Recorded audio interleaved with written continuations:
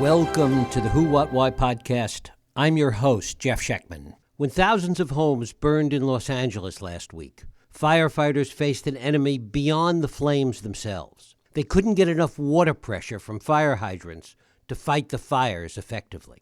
It's a problem that goes far beyond maintenance or mismanagement, striking at the very heart of how we design and build our urban water systems. The devastation has been unprecedented. Over 5,000 homes destroyed in Pacific Palisades alone, another 4,000 in Altadena and Pasadena. As crews battled these fast-spreading fires, they encountered dry hydrants and failing water pressure across multiple neighborhoods. The problem became so severe that Governor Newsom has ordered an investigation, calling the reports deeply troubling. It exposed a fundamental weakness in our urban infrastructure. Systems designed for everyday use and typical emergencies are being pushed beyond their limits by fires of increasing intensity and scale. To help us understand this critical infrastructure challenge, I'm joined by Dr. Gregory Pierce. As research and co-executive director of UCLA's Luskin Center for Innovation and director of the Human Rights to Water Solutions Lab, he has spent his career examining how our essential systems either help or hinder our ability to survive and thrive. His work regularly appears in leading journals and major media outlets, from the BBC to the LA Times, and his research has been examining everything from water insecurity to climate resilience. At a moment when Los Angeles faces unprecedented fires, when climate change is reshaping our understanding of normal, and when our infrastructure is being tested like never before, Dr. Gregory Pierce brings us a unique perspective on not just what went wrong, but what it tells us about the challenges ahead. Gregory Pierce, welcome to the Who, What, Why podcast. Thanks for having me. Well, it is great to have you here. Thank you. When we hear these reports about fire hydrants that had no pressure, lack of water pressure in so many places when there was the early attempts to fight the fire, how much of this was simply the reality of the infrastructure versus a lot of reports that something went terribly wrong? Yeah, great question, and a big question that there seems to be quite a confusion, frankly, disinformation regarding.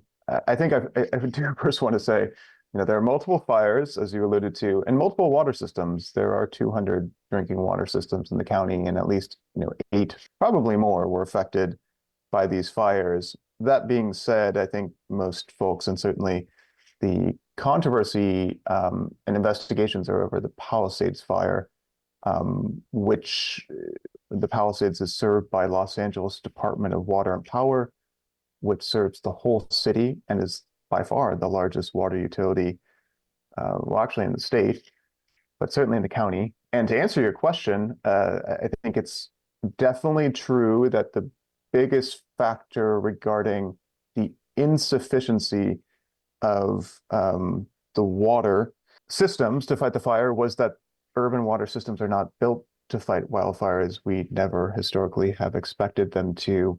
They're really built to, of course, provide water for drinking, cooking, washing businesses. And fundamentally, they're built, some people, in the past, they would say they're overbuilt to fight everyday fires, urban fires, structure fires, et cetera.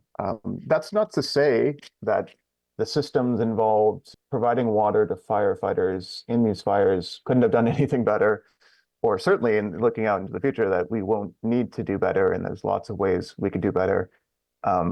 Probably all of them are quite expensive, so we have to keep that in mind.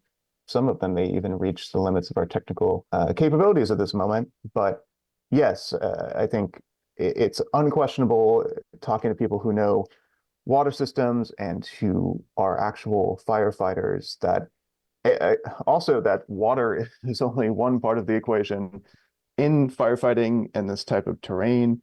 And that the nature of the fire and the winds was unusual. And most people were saying that no amount of water and water infrastructure would have, quote unquote, stopped the Palisades fire. Certainly more water and associated infrastructure would have helped slow the damage. But again, it wasn't as far as we can tell right now, there are investigations ongoing and lots of finger pointing, really a structural or, an unusual failure of these systems to fight the fires. This problem wasn't a brand new problem. There had been issues in previous fires, particularly even in Malibu, of lack of water pressure in systems fighting fires. Yeah, that's correct. And even, I believe, in December, there was a fire in Malibu, and that whole region, sort of the northwestern mountainous, hilly region of Los Angeles, all that area, is at high wildfire risk. Certainly for broader LA County, it's up there. But people weren't particularly looking at the Palisades, of course, until the last 10 days. And yeah, and other recent fires in Malibu and other parts of, especially the Woolsey fire, there are plenty of accounts of water systems losing pressure and firefighters needing to rely on pool water, needing to go to ocean water. And again, there's the other fires in Los Angeles also had issues with pressurization of the fire hydrants, but have not been nearly so called out for that. But it's a typical thing that happens in wildfires encroaching on sort of urban systems. It's not just that those systems aren't built to fight the fires, but also they get impaired. They don't work as well because their infrastructure gets damaged, and probably most critically, although it's also a matter of controversy in some of these fires, their power is less reliable, and power or pressure is really what moves water, and especially moves the water through the fire hydrants and other infrastructure that firefighters need. But yeah, the power gets affected, and so the water pressure gets affected.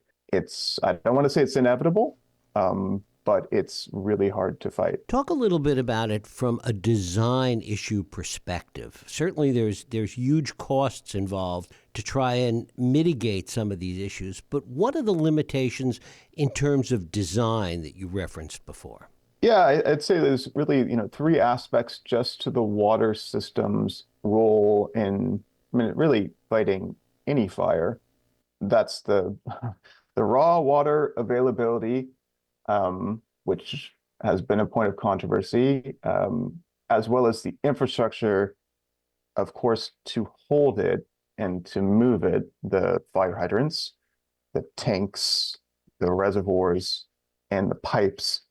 And then the third element is the power so that the water can move as quickly through the system as is possible and also be high pressure. So, those are the three elements I think that are subject to scrutiny right now, subject to improvement, and will be improved in the future.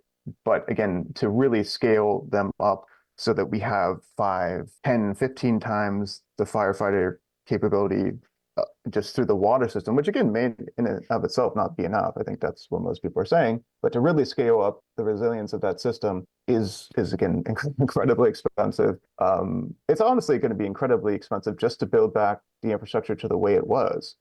But I think we know we need to build it back better because the decision has already pretty much seemingly been made that we're going to build back the housing. But again, the question of how much better and who's going to pay for that and how we're going to pay for that is more than limiting. Is there a willingness to think about this with respect to cost-benefit analysis, that it will be to create the kind of more modern, more technologically advanced system you're talking about, be so expensive that it simply isn't worth it relative to what this kind of a system could have even done to stop something like the Palisades fire?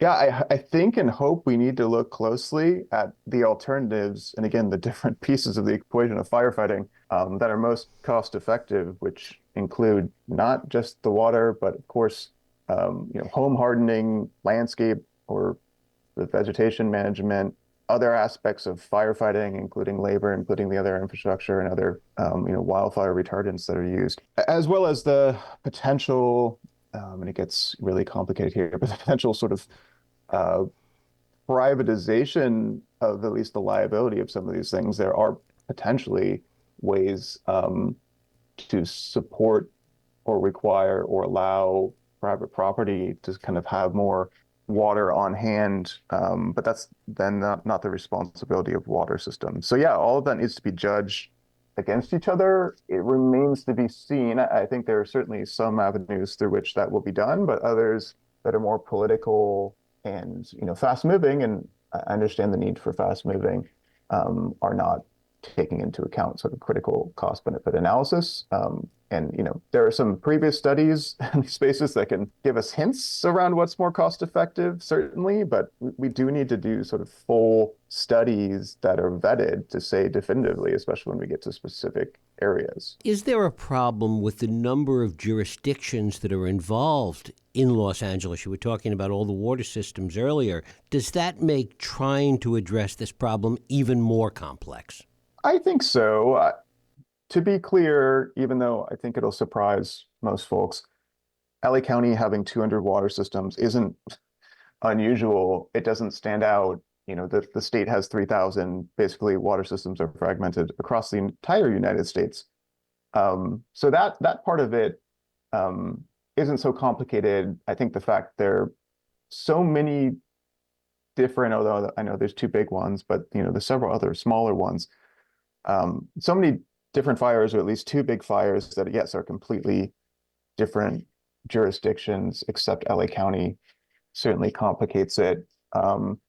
But I don't know that it would be any different in any other big urban region that has sort of a dominant city like LA City within the county. Of course, there are all the complications that there always are that seemingly are going to be harder with the new federal administration around who has jurisdiction over different parts of response and recovery, from the local to the county to the state to the federal. But I don't think LA, I mean, I'm talking out both sides of my mouth here, but I don't think LA is actually that unique in that respect. Have we seen anything in terms of an ongoing evolution of urban water systems in fire-prone areas? Has this been a subject that has been changing and evolving over time as we've become more concerned about these fires in urban areas and as global warming and climate change have had a greater impact? That's a great question. And I think, we're scrambling right now to find examples of cities in the world.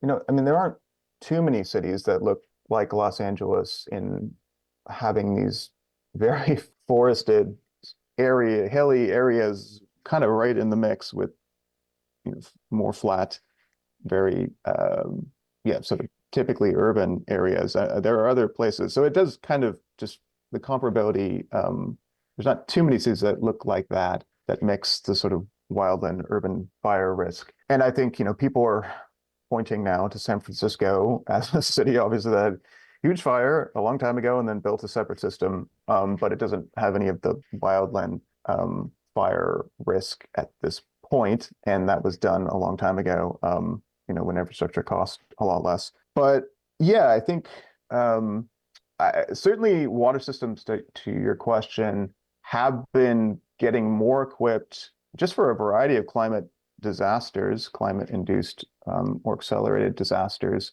There aren't really strong state standards around water systems needing to be, again, more prepared, certainly, than these systems in LA were for wildfire. And I'd say systems haven't typically gone to investments that make them hyper resilient to wildfire, because that's a whole nother level of cost and people don't want to pay for it. They didn't want to pay for it, at least before last week. Maybe that's changing now. That being said, I'm open to being wrong and hearing examples of places in the world that have really done this, that look like Los Angeles, but have yet to hear examples. Again, I think the debate about what needs to be done, what the standards are going to be, where the funding is going to come from, are all to come, and it's going to look different now in the future, given how this played out. But right now, we weren't really thinking or investing in the type of preparedness that people seem to expect. There's been, as we talked at the outset, a lot of misinformation about all of this. And one of the criticisms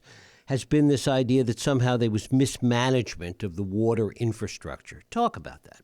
Yeah, I think that's really specific to the Palisades case in particular, where people are especially talking about the fire hydrants running dry or getting really low pressure after several hours of use.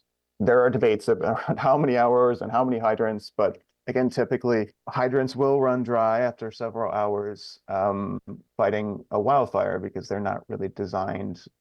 I mean, in that region, I think they were designed a little bit for some level of wildfire, but not for anywhere close to this level of wildfire. But there's debates that have yet to be proven around like the hydrants actually didn't function the way that they're supposed to, or they weren't inspected. I don't yet see any evidence that's true, but again, there's going to be all these investigations. I'm sure they're going to find some things that could have been done better. Then otherwise, I think there is a certainly debate around a reservoir that was empty and has proven to be empty. And again, so far as I can see, it was extraordinarily bad luck that that reservoir was empty at that time. It was empty because it had to be drained to comply with regulations around water quality, and it was about to be refilled. It was empty for quite some time, but that's typical of how long it takes urban water systems, especially ones that are big bureaucracies like DWP, to do things. But I'm not sure other water systems fill their reservoirs again more quickly.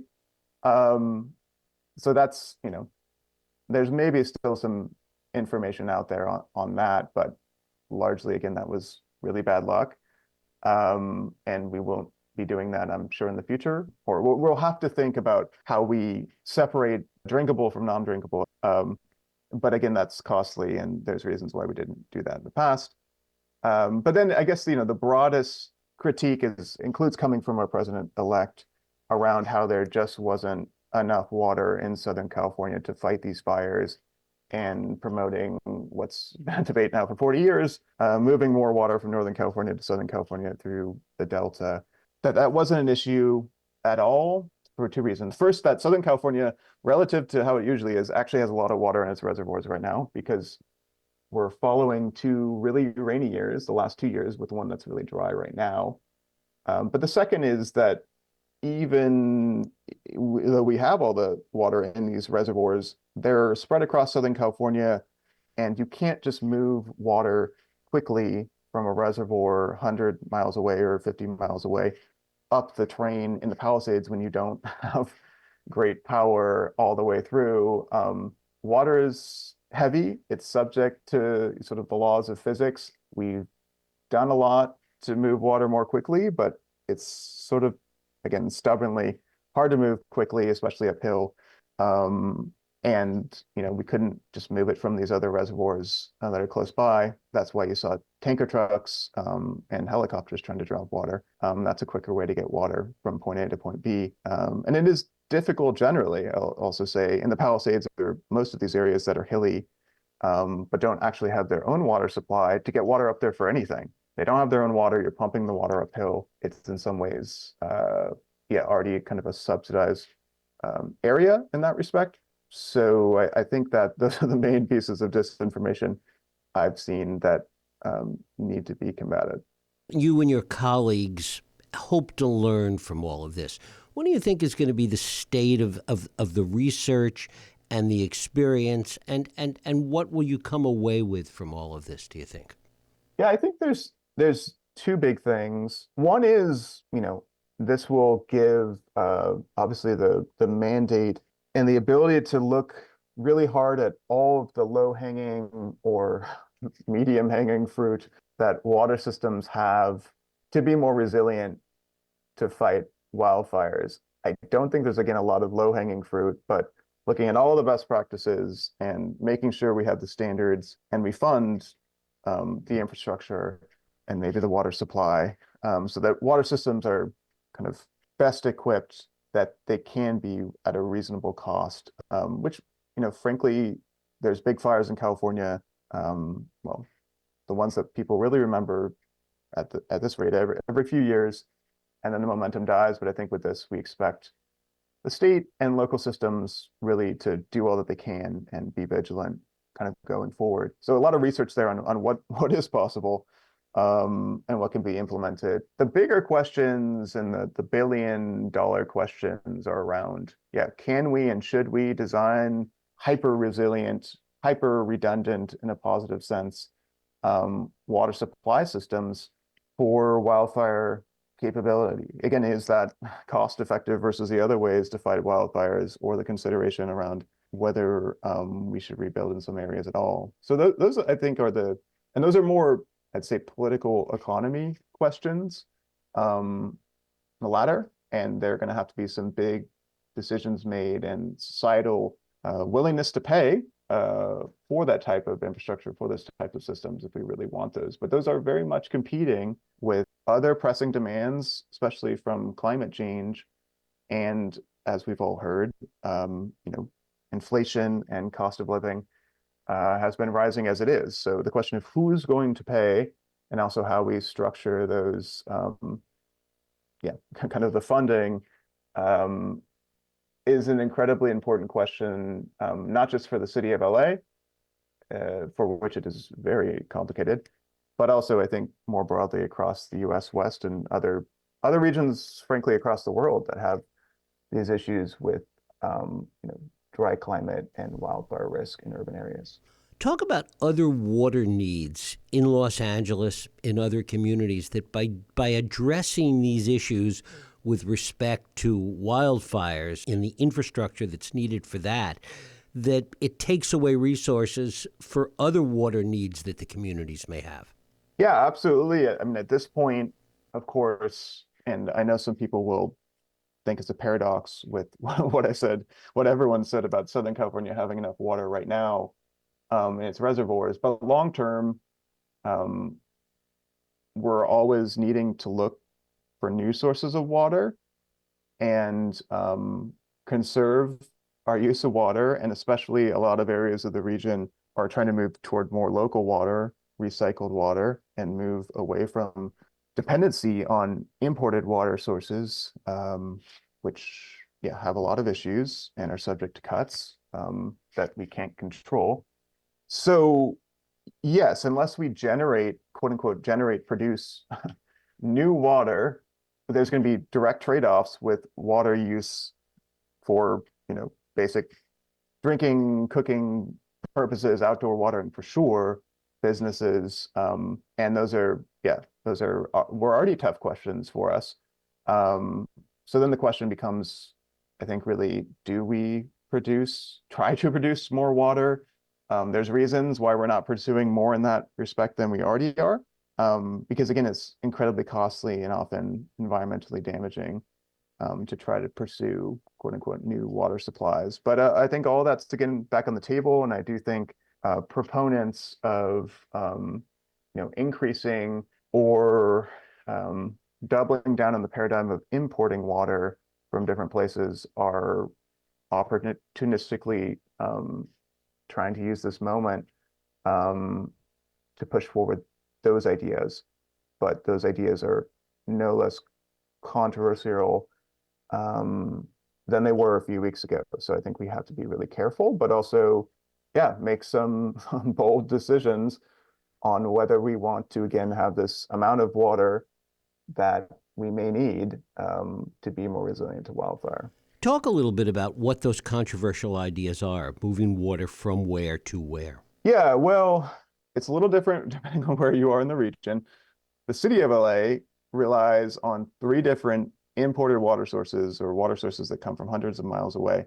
The broader region only relies on 2. And only one of those, so there's the Owens Valley Aqueduct, which is only city of LA. There's the Colorado River, which goes to 7 states and Mexico, but Southern California gets a good amount of it. And there's the State Water Project, which is the one that was referenced and I think is being referenced.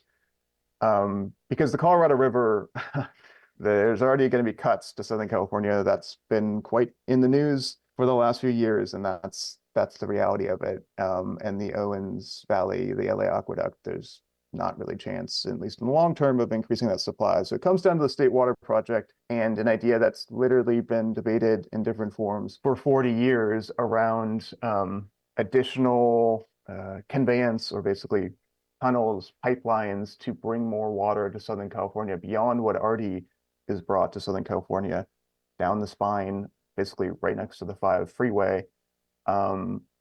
Again, the governor, I think, ironically, considering the president-elect's criticism of him, is pushing was pushing before all this happened, the fires, for that revision or expansion of the Delta conveyance to bring more water from Northern California to Southern California. But it's been fought successfully for all those decades, both for environmental reasons, including impacts to the ecosystem, and including the Delta smelt that is referenced by many people, but other species, and other environmental concerns for sure, as well as the cost of the infrastructure, which is considerable, and you have to, again, weigh it against the alternatives of relying on more local water and conserving water, as well as, I think, the earthquake risk to that infrastructure, speaking of disasters,